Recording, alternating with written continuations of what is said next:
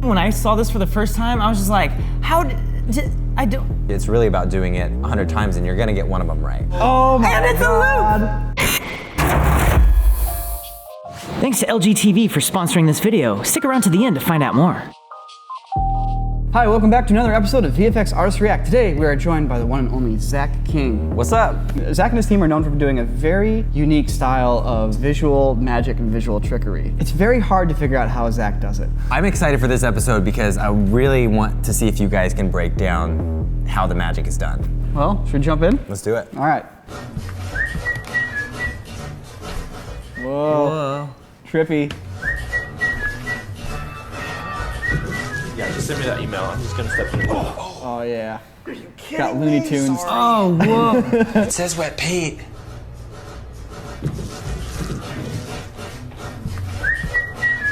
Oh, and it's a loop! Oh my And it's a God. Wow, that's great. We wanted to reward those who watch it for a third time. Yeah, just send me that email. I'm just gonna step in. Oh, sorry, sir. It's drawing. You should put a sign up or something. Oh, tricky. Wow. Dude, I was gonna be like, man, that extra 10% you put at the end, but you took it another 10%. So where do you think the loop point is in this? I have a wild idea. It's not actually looping until the very end because you actually built a set that has like three identical corridors. Love that answer. we talked about that. Really? We're gonna do that at some point. Because you could have made it a square and gone over and over. But no, it's... So it's not that, oh no. One sensible spot for the loop point to be would be when Luke wipes you. So that shrug to painting is the beginning. And he wipes across you is when you'd wipe back to the beginning. So Yep, you got it. this stuff is so good. Oh, I know this one. I've seen this one too. Look at that commitment to time.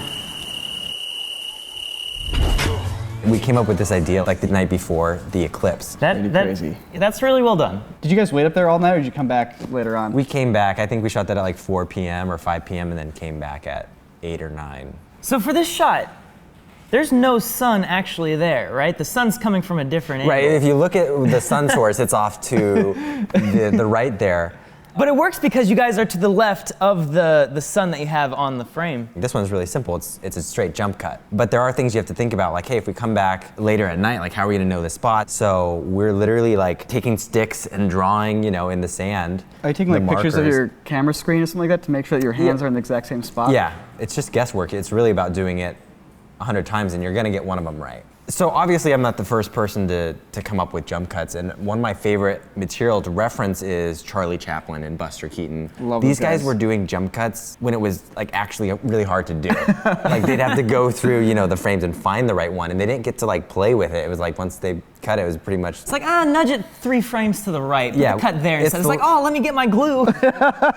So if somebody wanted to execute a perfect match cut, what tips would you have for them? It really is a practice thing, but have your buddy hold the camera, go to a position and stand still, have a person do the change, like let's say it's changing the shirt, whoosh, and then you literally, it's this basic, you freeze, go change your shirt, come back, go in the position. But it's getting back to that position. Like we have a little overkill techniques where people will come in and hold each major joint of my body. You know, if your chest moves, like that's a big visual difference, especially your head too, like that needs to be in the same spot. So it's literally like, it's kind of awkward, but people will come up and just kind of, it feels like they're hugging you, and then you like wiggle out of the position. Really? Go to the bathroom, change really quick, come back, wiggle in, and then they line you back up. Wow. So it's basic, but it's also overkill and complex.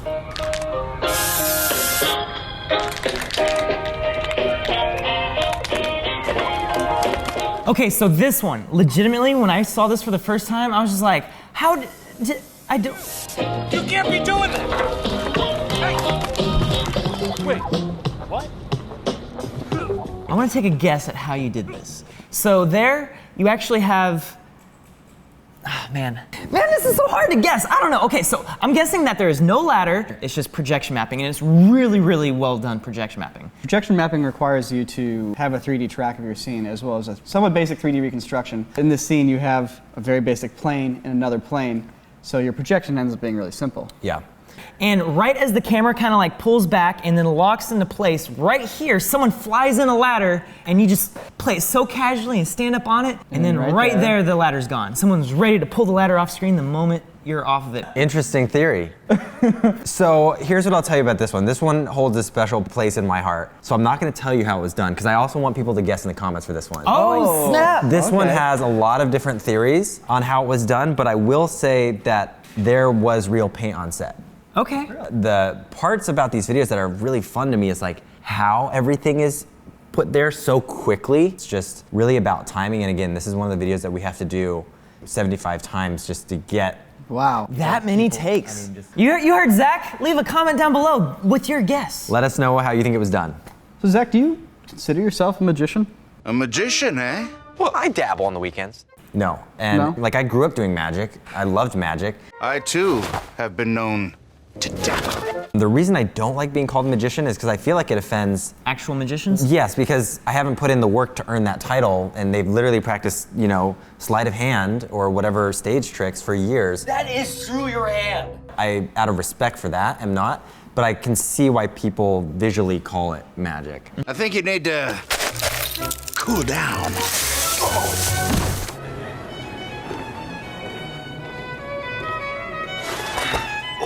That's me and some of the art team sitting up all night, just you know, acrylic paint on my clothes. It's a YouTube thumbnail. The genius in a piece of work like this is that, once again, the digital effects are very straightforward. I mean, you're basically just taking a freeze frame from right there Yeah. and just tracking it back onto the frame, Right. you know, from going backwards in the video, and then likewise at the end. And that's it for like the digital effects. Yeah, and, you know, it's just really simple. We're cutting holes in flats and putting up the picture frames. But no, it pays off. Like, if you do it practically, it always looks better. Like, a lot of people could just throw up a green screen, Yeah. but it has the, like, there's a look to that.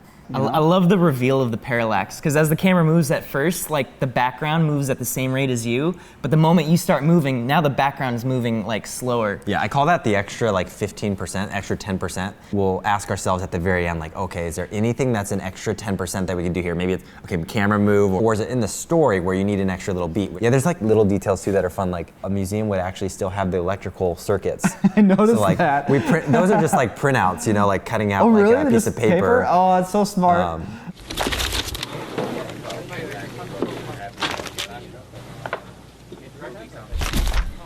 Oh, that's great. Whoa, okay. Would you look at that? 5 o'clock. Wow. Time really does fly. Whoa, whoa, where's everyone going? We have a lot of work to do. I need this done by the end of the day. Oh. Taking that extra step, I think that's really what makes you stand out. What's your guess for this one? So I think you have a hole in the wall. You have actual Post-it notes glued to the wall there, and there's just like a little like doggy door flap that someone else's hand is coming through. Same thing with your desk there. We have one other guy in the office who works on our team who happens to have the exact same looking hand as me. Oh, really? But you'll notice I think he doesn't have a ring on. That's the only thing people have picked up on. It's really a matter of me and him just knowing without him looking the timing. And so with that same take of the hands working, it also had to the paper had to like, he had this big stack of papers that he was chucking through the hole that most times were getting caught. How many takes did it take you guys to It get was this? maybe like 35 or 40. I don't remember on Wow. this one, but it was really just practicing the hand bit. And once we got that timing, I had no idea you guys worked so hard to get so many takes to just nail it. But in a way, like everything is so perfect at the end for these short clips that it makes sense. So the guy had spilled coffee on himself. so notice, yeah, we have little Easter eggs running throughout our videos. All of them, there's like a backline story happening when there's extras. There was a Starbucks video that we did, or it was a fake Starbucks coffee app, where you could pull the coffee out of the phone, and he's driving, and he tries to send it back through because he wants a different coffee, but it sprays all over him. So this is actually his part 3. There's a part when he's going to the office in traffic. Sorry, I'm out of batteries. You gotta go around. Someday you'll be able to take all of his videos, put them in order, and see his little mini movie. Dude, I love that. So I know we're not exactly reacting to Hollywood movies today, but there's a lot of other great visual wizards out there. So if there's anybody else who would like us to get on the show or react to their work, please leave a comment down below. It's great inspiration, helps guide us what we should do in our future episodes. FBI, open up! You're under arrest. If you don't open up this door right now, we'll break it down. Whoa, that was smooth. That was really smooth. That was super smooth. It's one thing to be able to like drop through the shelf like that. Like, that's not super hard to do, but the fact that the guy comes busting in like literally a half second after you disappear, Yeah. merging the two things together. I would assume the bottom of the drawer is just cut out and you're dropping through it, but then you'd have to paint yourself out. And it's one thing to paint yourself out, but when there's people behind you running through the door, you have to rebuild them and their lighting and their shadow, and that's where it gets crazy. So did you Insane. rebuild all that area underneath there? Yeah, we had to. And I almost don't believe that you painted yourself out So- here because you have to add the flashlight, the shadows, the foot. That's So were the insane. guys busting through the same shot as you dropping in through the drawer? That is the question. That is the long Okay. debated question. I am gonna hazard a guess that it is actually 2 different takes. Oh, wait. Friend spotted it because I feel like I can sense a little bit of that roto edge on the top of your hair. What roto edge? You might have gotten me on that one.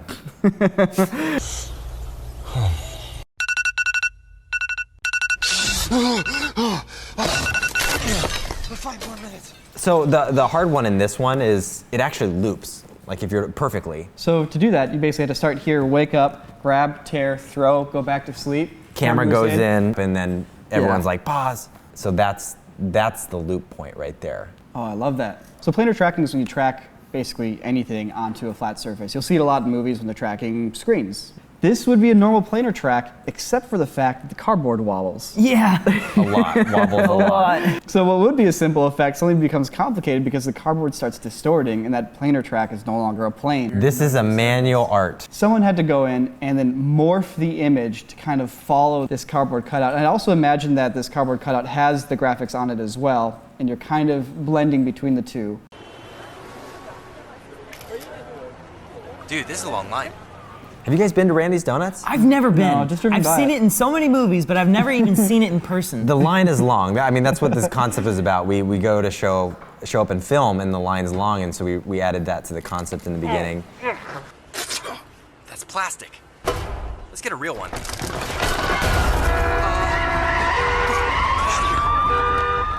A fun little Easter egg. It says Randy's nuts there. I'm going to guess that that's a 3D model the entire time. Dang, I give up. I'm holding something. We had to, put the donut there onto it. I love the subtle touch of the roof of the building caving in. Yeah. Getting a little bit of like physics simulations in there. So another question for you, once again really subtle, the people that are reacting in the audience, are those green screened in elements? You were the first person to notice that. So those the 2 guys at the end? Yeah, 3 guys at the end. Edith, power on the movie. Movie powering on. All right, but this is even cooler.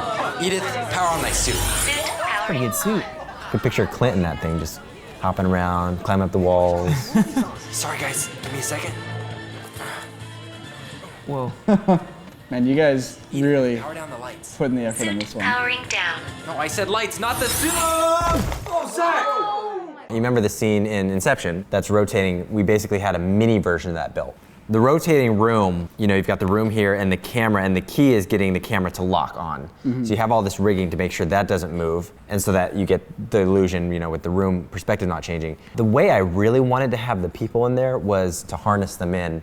But we had a couple issues. One, insurance and safety, but also their face within 5 seconds turns super red, and you're just, it's off-putting. You're watching, and their cheeks kind of all of a sudden they gain weight. Their cheeks go up. So you shoot one giant plate of all your actors there, going through all the motions and reacting to you, and then a separate plate where you are in the costume and you do the whole move around the set. Everything is locked down, I assume. Those curtains, those are moving in the scene, so those curtains are glued. You cannot move them. They're completely hard. I love those little details. So yeah, everything is glued 80 times. Do you have a secret passion for practical effects? Oh, I love them. That's all my favorite movies. I love the matte paintings they were doing. You have a scene of Charlie Chaplin on rollerblades, barely going down this harrowing fall. And it was really just up close. They had an image literally printed or painted oftentimes close to the camera as your background plate. And you look at the perfect mix in Jurassic Park, because they had most of the close-up shots with the dinosaur that was real, it sells everything else. I don't know if I would love showing up to Jurassic World set now, because it's you're looking at people in suits, it doesn't have the same magic. Yeah. And I think it affects the final product. Oh, definitely.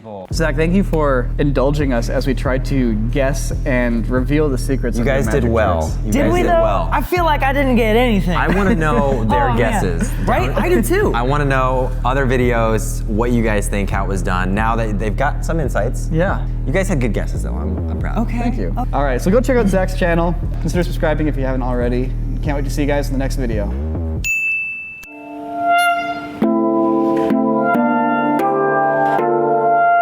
Hey guys, we're gonna give you the chillest brand integration you've ever seen because Jake is really busy right now, so it's on our shoulders. All right, Clint, play me a tune. That's how the pros do it. We're gonna talk to you about the new LG NanoCell TV, which is a new TV we got in the office here. We've been playing Smash Brothers on it every evening, which you know that means no latency, vibrant colors, and a big enough picture to wow all of us and see our characters in lifelike size. So, LG NanoCell TVs have a new technology in them, nanotechnology, I guess. NanoCell technology. It's a multitude of things from a very thin nano bezel to nano filters that give you more vibrant colors in the pixels.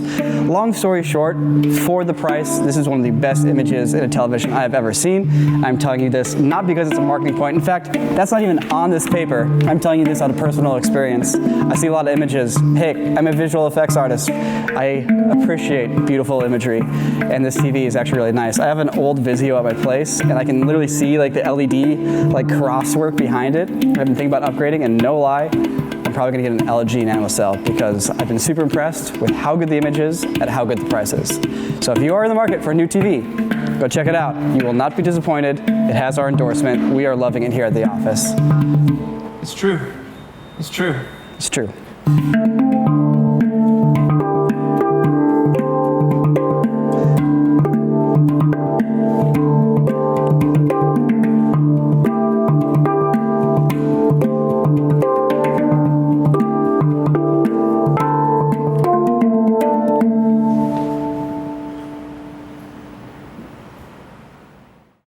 Just watch and tell me if you guys notice something weird. All right, tell me if you guys see anything weird. Can you see it? Are we looking at the fire? It's hard to catch. All right, one more Catch what? Is there a flicker? You could say that. We're getting some frame duplications as you're going frame by frame. Oops.